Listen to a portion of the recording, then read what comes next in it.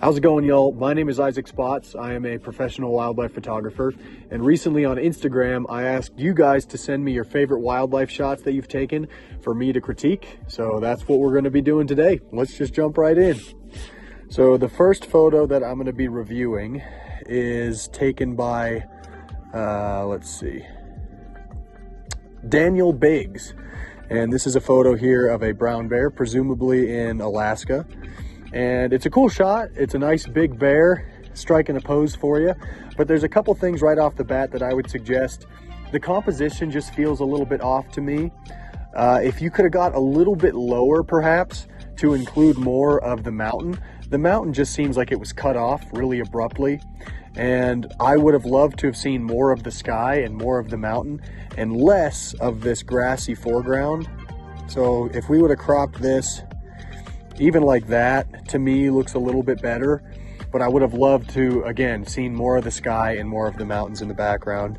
But nonetheless, cool shot of that beautiful beast. Nice job, Daniel. Next up, we have this gorgeous little Arctic fox taken by Robin Johnson. Nice shot, Robin. Beautiful pose. I love when the foxes kind of nestle into themselves like that. It's always very cute. I would say I would have loved if you would have gotten a little bit lower. I always preach to everybody that I love to get eye level with my subject, and here it just looks like you were shooting down on it a little bit. And again, I just would have loved to have seen it from the fox's perspective, like right on the snow, right on the ground. I think it would have been a more captivating image. It's very pretty. I'm not a huge fan of the center composition. I feel like even if we just crop it a little bit off the right to give more blank space on the left-hand side of the image, I just think that looks quite a bit better. Before, it just kind of got lost with the center composition. Here, let's reset it. You don't know what's going on with the composition, so that's why I like to give it some dead space on either the right or left side. Here the fox is looking to the left, so that's why I think creating the blank space on the left hand side works really well here. So I think that looks much better, but again, if you could have got eye level a little bit lower, and I just think that would have been a more striking photo. But very good job, Robin. Pretty photo of that gorgeous fox. Moving on, here we have a bull moose. This is taken by Brian McKillis. I'm probably butchering some of y'all's names, and I apologize. But I do know how to pronounce Brian. So, but yeah, this is a lovely shot. I think this was taken in Grand Teton. It looks like an old bull that I photographed for a while, that I call Sheridan. I think this is him. I'm not 1000% sure, but it sure looks like him. It's a cool shot. I love the atmosphere. I like the dark forest background. It's really nice. I just wish that it wasn't a center composition. Like the fox before, the moose is smack dab in the middle of the frame, and it just doesn't make a very artistic looking shot. Whereas if I just go up here to the crop tool and crop quite a bit off the left-hand side, like that, to me looks like a much better composition, just like that. I like this much better. Now, if I were to tweak it a little bit, I would add a linear gradient tool to the bottom. I do this to basically every one of my photos, and just drop the dehaze a little bit, and then drop the exposure. Just give it a little bit more moody look in the foreground. You could even go a little bit further and do a radial gradient. Put it up here to kind of create a little sunlight coming through the woods. Add a little dehaze, negative dehaze, something like that. I just think looks a lot better. Again, when you're composing a photo with wildlife, it's always good to put the negative space where they're looking. So like this shot, you can see the moose is looking to the right, so you want that blank space to be on that side of him. But yeah, cool shot, Brian, and a beautiful moose there. Moving on. This is one of my favorite photos that I saw that you guys submitted. This is by Tobias Oh, this last name, I'm gonna completely butcher this. Gajerd. Tobias Gajerd. I'm sure it's pronounced some way like that. Anyways, beautiful shot, Tobias, of this musk ox. Musk ox are just one of my favorite animals. They're on the top of my list for things to photograph. I want to photograph one so bad.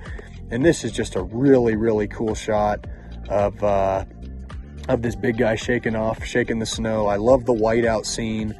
I think looks very cool. I just really dig it. I might add a little bit of blues to it, like that, to give it more of a cool feeling. But man, you nailed this one. I really wouldn't have done this one much differently myself. Good job, Tobias. Just so you guys know, as I'm editing these photos, I have a lot more editing techniques available on my online course. Just dropped a course. It's called Mastering Nature Photography. And I go over a bunch of editing things, but also composition, light, and also a bunch of lessons on growing your social media. So we spend a lot of time going through what I've learned on how I grew my social media following to almost 3 million people. So how to grow your social media, photo editing, light, composition, we go through all of it in this course, y'all. We spend a lot of time on it. So I'd highly recommend it. It's in the link in the description. It's called masteringnaturphotography.com. So if you're enjoying what you're learning here, I think you'd really, really enjoy the course. Anyways, moving on to this photo by Rachel Shelley. And you got this big old lion here. It's a cool shot. To me, it just kind of looks like a snapshot because of the way you're shooting down on him. Again, and I realize in Africa, especially when you're in these safari vehicles, it's nearly impossible to get eye level because you're in this vehicle, which I'm sure you were. I've seen some people actually attach their cameras to a monopod so they can lower it to get eye level. But when you're shooting down on them like that, it just kind of becomes a snapshot. And also it's another center composition. So what I would do is bring this down like that, just so you get a little bit of dead space where he's walking, which is to the left here. And I think that looks a lot better. The center composition just wasn't working. Really, the only way a center composition works, in my opinion, is when there's something that's very symmetrical. So if there's like a bull moose that's staring dead into the lens, that's where a center composition would work. But here, the lion's on the move, and I just think composing like this works a lot better. But good job, Rachel. Moving on here. So this is a photo of a lynx taken by Samir Shretha. I apologize if I'm butchering your name, Samir. But this is a really cool shot. I dig this one a lot. I really like the way you composed it with the lynx in between the trees. I try to do that a lot in my photography, where I'm selecting a frame within a frame, it's called. So you're using natural elements to the scene to create framing. And I really like that with this photo, how you've got the trees and then you spaced him perfectly in the middle of the trees. It works really well. That stare is just awesome too. Look how he's just staring the camera down. Lynx are also on the top of my list of subjects I want to photograph. I do want to try just adding my little linear filter on the bottom here. See if this works with this photo. Go negative on the dehaze, and then bring the exposure down. Bring it up a little bit, maybe bring the warmth up just a tad. I think I like that. Kind of gives it a little bit more of a vignette feel when the bottom's a little bit darker. It's easy to go overboard. You don't want to go overboard. Like if I were to go back to this filter and really crunch it down, like you don't want it to look unnatural. So anyways, I think that looks cool. But well done, Samir. That's a beautiful photo. Next here, we have this big chunky black bear. That is a massive black bear. This is by Michael King, and it's a cool moment. I just think it's way over edited. I think we've turned it into a purple bear, a purple black bear. It's a Teletubby bear now. So right off the bat, I'm just gonna go down to the color sliders here and bring the purple all the way down, bring the magenta all the way down, and then bring the blues partially down here. and already it looks so much more natural. I think this green to the right here, there's just too little amount of green that I think it's a little distracting. So I'm actually gonna move this over. I'm gonna crop it down to where it's just his big old face. Something like that I think works a lot better. If I were to add a linear gradient filter here and drop the exposure to the left a little bit, it adds some mood. And I really like that, y'all. I think, let's see, before, after, I just think it turned into a whole new photo. But yeah, I always go for a natural feel. I don't like oversaturating photos. And this is a cool moment though. Very cool look and expression from this bear. He's got scars all over his nose. What a gnarly critter. Let's look at the before. All right, moving on. Good job, Michael. Here we have another Arctic fox, and beautiful little guy. Look at this thing. Just a gorgeous fox here. I just realized that I can put this in. Hold on. There we go. All right, now we can see more of the image. I should have been doing that the whole time. Anyways, too late now. So yeah, gorgeous fox. I like the movement in the legs. I like the movement in the water he captured. It's very cool. As far as composition, I think there's just too much dead space on the right. Like I said before, it's good to have dead space. So you did a good job here, but I just think there's a little too much. So I'm just going to take that down just a little bit. And I think that looks quite a bit better personally. But beautiful job. Oh, I didn't even say your name. This is Joris. I think it's probably pronounced Horace, if I'm not mistaken. Horace Steigler. Sorry, I almost forgot to say your name. But nice job. Next up, this photo is by Leonard Schmidt. This is a nice shot of this deer. I don't know what kind of deer this is. Something in Europe, I imagine. But it's a cool shot. Going back to what I was saying earlier, I just think this could have been much better if it was eye level. You were shooting, it's almost eye level, but there's just too much kind of grass in the background. If you would have got a little bit lower, there might have been some cool dark trees. I don't know what was there. Who knows? Maybe it was an ugly background. But if there was a nice dark forest, I would have loved to have seen his head with the dark forest in the background instead. He would have popped a lot more. But it's a nice shot. The composition is well done. You nailed it. The deer's looking to the right and you got the dead space that way. So yeah, it's a nice shot. Good job, Leonard. So this is a cool shot. This photo really struck me. This is by Lilith Darko, which cool name, by the way. Are you a Harry Potter character? It's a cool name. It just seems like a name that would be in Harry Potter. But this is cool because it's a black bear, presumably in Florida because of the Spanish moss. I grew up in Florida, so I know Spanish moss when I see it. But it's just a very cool atmosphere that you don't really see much with bears. So I really like it. I do think, I like the composition. I just think there's a little bit too much dead space on the bottom. So I'm just gonna go ahead and change this to a 16:9 crop.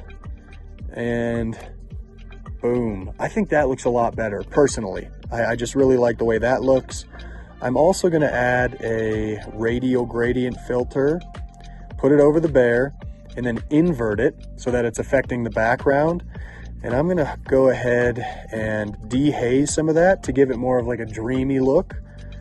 Dehaze that. I also wanna bring the highlights down a little bit and then bring the clarity down as well. Gives it more of a dreamy look. I like that. I do also wanna do another radial filter on the face of the bear, just to bring out the details in that bear's face a little bit more. You don't want to go overboard, but just something like that. Maybe bring up the whites. I think that looks nice. I'm gonna go back and try my linear gradient filter on the bottom again. So let's go like that. Scroll down, dehaze it. And then bring down the exposure. Not too much. Again, you don't want to make it look unnatural, but something like that I think looks very nice. Let's see, before, after. So you just made the bear pop a little bit more. That's our goal when taking pictures of animals, is we want to make the subject stand out, which is something I go over a lot more in my photography course, masteringnaturephotography.com. But very nice shot, Lilith or Lilith, however you say that. Next up, this is a very cute shot. I like this shot a lot. You got the little baby bear, which almost has like a human look on his face, which they do. Those young bears, sometimes they look at you and it almost looks like they know what you're thinking. But that's a cool shot. I like it a lot. The one thing I would say, and this is extremely hard to control when you're photographing such a small, fast-moving subject, so I don't think you could have really done much about this, but if you could have just been 6 inches to the left to eliminate the flower protruding the nose there and give that a little space, I think it would have looked a little better. But again, that's kind of impossible to do when you're photographing a subject like this. But it's a beautiful shot. Let's just try this linear gradient filter. I just think if we add a little bit of darkness there, gives it a nice little look, but that's just my thing. But yeah, very good shot. This is by Tyler White, by the way. Tyler White. Great shot, Tyler. Very, very cool. I love the background. It's just such a cute shot with this little guy in the flowers. So well done. Next, we have this photo by Daniel Gwynn, I believe is how you say your last name. And this is a really cool shot. I like the composition a lot. I can tell it's probably a mega crop just because it kind of falls apart a little bit once you zoom in. But I like the way you cropped it. I just like the composition. I think this was taken at Brooks Falls in Katmai National Park, which it's kind of hard to get a shot that looks different there because you're on this pier and you're photographing the bears fishing for salmon, and all Brooks Falls photos look the same to me, but not this one. I like this because of this bear out of focus here to the left, and this one peering off, looking at him. You got the nice golden light hitting her face or his face. It's just really nice. I like it a lot. So good job, Daniel. It's a cool shot. Next up, we got this shot from Sherry Klosterman, I believe is how that's said. So we have 2 white pelicans here. And this again is just gives me more snapshot vibes. I'm going to preach it again, but getting eye level to these subjects makes such a huge difference. Here it's just a blurry background, or sorry, a busy background with the water. You just kind of get lost. If you would have gotten to their level and shown the nice blurry background of the trees or rocks, whatever was in the background, it would have looked a lot better. So yeah, I would just try getting lower, try to isolate your subject from the background. But nice job, Sherry. Moving on. This is by Pablo Del Rio. Very strong name. This is a cool shot, Pablo. I like it a lot. Got this wolf here peering in at you. And it's a very cool shot. I like it. I do think you went a little bit too strong on the vignette and the black around the edges. Instead of going that far dark, I would have probably just brought the clarity down a little bit and the darkness, but just not quite this much. It just looks a little unnatural, but I like it. The composition's nice. You got some dead space, and I like how part of his face is in the trees, and you can only see that one eye peering out. It looks very cool. So good job, Pablo. All right, moving along. This shot is by Melissa Meade. This is a cute little pika. It's very, very cute little animal. I love these guys making their little home with this shrubbery. It's very cute. It's a very cute shot. Nicely done. I do think it's too zoomed out. I would love to see a crop, something more like, let's see, maybe more like that, just to see more of the animal. And then if we go into linear gradient and bring the dehaze down and then bring the exposure down quite a bit, I think that just makes less distractions and draws us into the animal a little bit more. So I like the way that looks right there. But good job, Melissa. Very, very cute photo. This is one of my favorites. This is by Chris Byler. It took me a second. I didn't know if this was even real at first. I thought it might be AI, but it is indeed real. Chris spends most of his time photographing aquatic animals, according to his email he sent me. And this photo is just sweet. It's just really cool. And I was going to say something about the composition, but it's such a striking subject that I don't really mind the center composition here. Some rules are meant to be broken at times, and I like this a lot. The colors are just sick, and I would love to get into some underwater photography like this. So freaking nailed this one, Chris. Nice job. Next up, we have this little guy from Lucas Anderson. This is a little badger, and it's so cute. Look at him just chilling out there. How cute is that, huh? It's so cute. Look at his little feet sticking up. It's a very cute shot. I'm not a huge fan of the composition. I think there's too much to the left. What I would do is just take this down a little bit and then pull it up, just so that, again, the blank space is where he's looking, and I think that's much better. I think there's quite a bit of green here. I'd almost bring some purple into it, and then bring the contrast up some before or after. But yeah, just a quick composition change, and I think this is a better photo now. But very cute photo from Lucas Anderson. Good job, Lucas. This is by Callie Richardson of this beautiful bald eagle, and this photo is a little bit snapshotty to me as well. I don't know these situations, so it's hard for me to say certain things, but I just wish there was a different background. The background is bright and distracting. Maybe if you got a little bit lower, maybe there was a different background you could have got.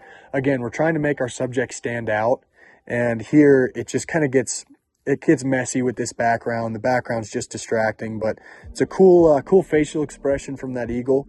Very pretty bird. I love these things so much. But if you could have gotten like a dark, clean background with this same exact facial expression on the eagle, I think it could have been a very striking photo. Also, if you would have just got a little lower, you know, right now you're kind of looking over the eagle. If you got lower, he would have been looking right at you, and it would have been a little more striking. But nice photo, Callie. Next up, we have this photo from Braden Hill.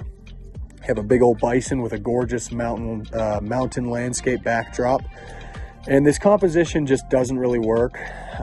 Again, you want the animal to be looking in the direction of the negative space. So ideally, you would have put the bison on the right side of the photo, and maybe if you would have just kind of ran over to the left, maybe like 20 feet or so, you could have gotten that composition with that same exact background, but the bison on the right hand side. It would have been a much stronger composition. It just looks off when the animal's like almost running into a wall in the photo, whereas if it was on the right hand side, it's like walking into the photo. So yeah, I would have just changed that bit there. But good job, Braden Hill. This shot is sick. This is Patrick Duncan took this one, and I don't think I would change a single thing about this shot, y'all. It's just really cool. You have this one penguin jumping out of the water with the other ones underneath, and this is just a really hard photo to get. So respect, Patrick. Big fan of this shot. It's one of my favorites that I saw. So good job. Next up, this shot is by Tom Kerwin, and this is a big old bison here in Yellowstone. I know exactly where this was taken. Very pretty clouds, nice landscape. Center composition, not a big fan of it. What I would have done if I was here in this situation, I would have tried to get lower, as low as I could, to get these dark clouds up at the top, right in the background. I probably would have gone with a vertical shot. Let's see. Let's try something like this. But I wish, again, that these dark clouds were right in the back of the bison, but something more like this. And if we were to bring the linear gradient filter up on the bottom, do our little technique here where we darken the foreground, something like that. We can even add one to the sky to make that sky pop a little bit more, something like that. Maybe bring the whites up in the entire shot. I'm even going to hit select subject here, and let's bring the whites up there in the shadows, and even the clarity in the bison, something like that. I like that better. Again, I would have tried to get lower so he's looking right into the camera, and that way you would have got these dark clouds right in the background and it would have been super dramatic. It's a very dramatic photo as it is, and I like it a lot. This is just a composition change I would have made. But good job, Tom Kerwin. Nice shot. All right, this is very cute. Look at this little guy. Newborn little fawn, full polka dots there. So freaking cute. One thing though is it's just too colorful. It's very easy to go overboard on the saturation, and we definitely did here. So I'm just going to bring the vibrance down quite a bit, like negative 25. I think looks much more natural. It was starting to just look fake. I do think you went a little bit too hard on this, the gradient on the bottom. I've been doing that this whole time. I just think it's just a little bit too dark. If I brighten that just a little bit, make it look a little more natural. Let's see, before, after. I just think that looks a lot more natural, but it's a very cute composition with the little guy staring right at you. This is by Bradley Snyder, by the way. Bradley Snyder. Good job, Bradley. This is a very cool shot. I like it a lot. Okay. Next up, this shot is by Vicky Westaway. And it's this little, looks like a gold eye maybe. And it's a cool moment with the wings flapping. Again, I've been saying that this whole time, but getting eye level would have really changed this photo. It looks like you had some really cool, colorful trees. Just looking at the reflection here. So if you would have gotten eye level with the bird, you could have got those nice green and yellow trees in the background. Whereas with this background, it's just water, and it's just not very interesting. The center composition also, again, it just doesn't really work. So I would have gone something like this with the composition, but eye level, getting those nice trees in the background is what I would have gone for here. But nice job, Vicky. Next up is this brown bear from Jake Switzer. And this is a gorgeous bear. Look at this thing. It's full as all get out. This thing's been eating hella salmon. This composition just doesn't work. It's just square composition, no room to breathe on the right or the left. I would have done a composition similar to this, where the bear was on the right and he's looking into the left-hand side, so you have some empty space there. Again, get eye level. If you drop down just a little bit, you wouldn't have this boring grass background. You would have had maybe some nice sky in the background, mountains, who knows, just from getting down a little bit lower. So yeah, that's what I would have changed up in this composition here. It just needs room to breathe. Just feels a little bit cluttered, or not cluttered. It just feels a little bit cramped, I meant. But nice photo. Jake. I forgot one in the beginning. This is the last photo. This is from Carrie Shoemaker in Grand Teton National Park. I know that just from looking at those mountains. And this photo is freaking cool, y'all. This is one of my favorites I've seen. You just have this raven smack dab in the middle of the center of the photo, which for this photo, I really think it works. Gorgeous black and white with some really moody clouds. You got the rain or snow in the background, and just the center, front center, you got this raven dive bombing something, and it really works. I really wouldn't change a thing about this photo, Carrie. I think you did a really good job. So anyways, that's going to do it for today's video, y'all. Sorry if I didn't critique your photo. I got literally hundreds of submissions, and I just can't do them all. This would have been a 5-hour, 10-hour long video, probably.